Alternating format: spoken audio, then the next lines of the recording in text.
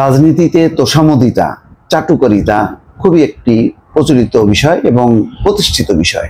নেতার নামে যদি চাটুকারিতা করা না হয়, তোষামোদিতা না করা হয়, সেই মানুষের বা যিনি করেন তার কোনো ভাগ্য খোলে না এবং তার ভাগ্যের উন্নতি ঘটে না।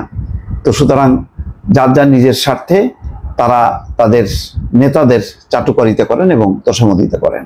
তো আমার ধারণা যে বিএনপি অত্যন্ত ম্যাচিউর একটা দল। এই দলের প্রধান যিনি, অন্তত দুইজন, বেগম খালেদা জিয়া এবং তারেক রহমান, অনেক ঘাত প্রতিঘাত অতিক্রম করে তারা আজকে একটা অবস্থায় এসছে। এখন তাদের নামে এমন কোনো বাক্যবান ছুড়ে খুব লাভ হবে মনে হয় না। তারপরও মানুষ তো হয়তো মানুষের মন গলে যেতে পারে।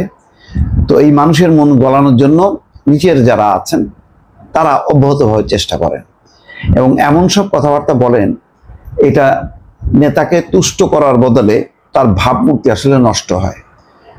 কেন বলছি দর্শক এতগুলো কথা বলার কারণ হলো, একটা শিরোনাম দেখে, সমকাল আমার সামনে এই মুহূর্তে, সেখানে শিরোনাম করা হয়েছে তারেক রহমানের নাম উচ্চারণ করতে হলে অজু করবেন। কে বলছেন? বরকতুল্লাহ বুলু। তিনিও একজন পুরনো রাজনীতিবিদ, প্রবীণ রাজনীতিবিদ, সিনিয়র রাজনীতিবিদ। উনি যদি এই ধরনের কথাবার্তা বলেন, তাহলে উনার কাছ থেকে অন্য নেতারা কি শিখবেন? ওই একই ধরনের চাটুকারিতা, তোষামোদিতা। চাটুকারিতা, তোষামোদিতা রাজনীতিকে কোনোভাবেই সমৃদ্ধ করে না, কোনো নেতাকে বরং ভুল পথে পরিচালিত করে। তারা জানতে পারেন না, তারা শুধু তুষ্ট থাকেন, তারা সমালোচনা সহ্য করতে পারেন না। অথচ সমালোচনাটা দরকার, যে তার আরেকটা আই খুললো, চোখ খুললো, যে না, এই ঘটনার বিপরীত এটা থাকতে পারে। এর আলোর পিছনে অন্ধকার, অন্ধকারের বিপরীতে আলো। এই আলো অন্ধকার যদি রাজনীতিবিদরা না বোঝেন, না মানেন, তাহলে তারা ধ্বংস হয়। শেখ হাসিনার পরিণতিটা চিন্তা করেন। চাটুকার এবং তোষামোদকারীদের পরিবেষ্টিত হয়ে থাকতে থাকতে এত দম্ভ অহংকারে শেষ, মুহূর্তের মধ্যে শেষ, পুরো ক্যারিয়ার শেষ, নিজে শেষ এবং দলও শেষ। দল এখন দিল্লিতে, হাসিনা এখন দিল্লিতে, দেশেই তার অবস্থা নেই। তো এখন এই যে বরকতুল্লাহ বুলু এই যে কথাটা বললেন, এই শিরোনামটা হলো, আরো কয়েকটা গণমাধ্যমে দেখলাম। এটা কি তার জন্য, দলের জন্য, তারেক রহমানের জন্য ভালো হলো? আমি একটু বিবেচনার জন্য বলছি। আমি জানি যে আমার এই বক্তব্যে অনেকে ক্ষুব্ধ হবেন, মনে করবেন যে আমি সমালোচনা করছি। না, আমরা যদি সমালোচনা না করি, সমালোচনা কে করবে? দল করে কি কখনো দল বা দলের নেতাদের সমালোচনা করা যায়? সেই কালচার কি আমাদের এখানে প্রতিষ্ঠিত হয়েছে? হয়নি। সেখানে একটু বাইরে যারা আছে তারা আমরা একটু কথা বলার চেষ্টা করি। আমাদের কোনো প্রত্যাশা নেই। আমাদের প্রত্যাশা একটা লিবারেল ডেমোক্রেটিক দল হিসেবে বিএনপি ক্ষমতায় আসুক, তারা একটা সুন্দর একটা শাসন ব্যবস্থার দিক, একটা গণতান্ত্রিক কাঠামো বিনির্মাণ করুক, আমরা তাতেই খুশি, আর কিছু চাই না। ব্যক্তিগতভাবে এখানে কোনো লাভের ব্যাপার নেই। কিন্তু এই ধরনের কথাবার্তা কেন? এটা তো নেতাদেরকে ডুবানো। বরকতুল্লাহ বুলু বলছেন, আজ কিছু অর্বাচীন বালক উপদেষ্টাদের বলতে শোনা যায়, জিয়াউর রহমানের বাবা নেতা হলে ছেলেরাও কি নেতা হবে নাকি?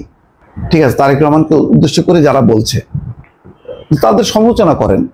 সেটা করতে যে তারেক রহমানের নাম করতে হলে উজু করতে হবে, এই কথা কেন? কি বলছেন? আমি সেসব অর্বাচীন নাবালক বাচ্চাদের বলতে চাই, বাংলাদেশের মহান স্বাধীনতার ঘোষক শহীদ প্রেসিডেন্ট জিয়াউর রহমানের পুত্র তারেক রহমান, বাংলাদেশের বৃহত্তম রাজনৈতিক দলের চেয়ারপারসনের ছেলে, শহীদ জিয়ার উত্তরসূরি হচ্ছেন তারেক রহমান। তার নামটি উচ্চারণ করতে হলে অজু করবেন না। এটা কোনো ভালো কোনো শব্দ হলো না, ভালো কোনো সংস্কৃতি হলো না। এটা হলো ডুবানোর একটা কথা হয়ে গেল।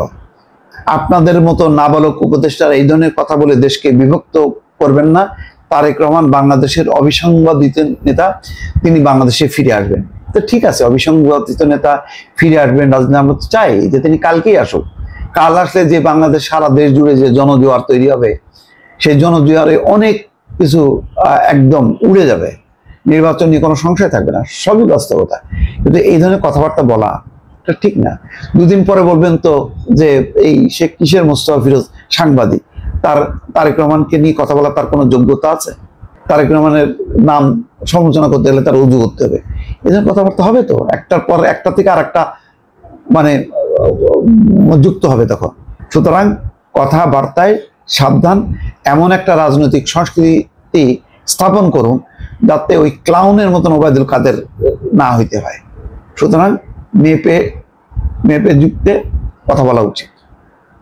আর আমার বিশ্বাস তারেক রহমান এই সমস্ত কথাবার্তায় খুব মানে উদ্বুদ্ধ হবেন, খুব আপ্লুত হবেন, ওই পর্যায়ে তিনি নেই, আর বেগম খালেদা জিয়া তো নেই।